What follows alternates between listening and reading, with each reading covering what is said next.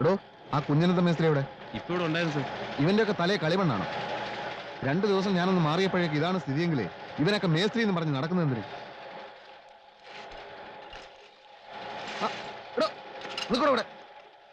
കുഞ്ഞെന്താ നിക്കടോ ഇവിടെ, നിക്കടോ. സാറായിരുന്നോ?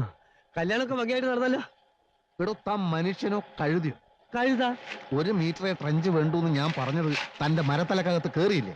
ഈ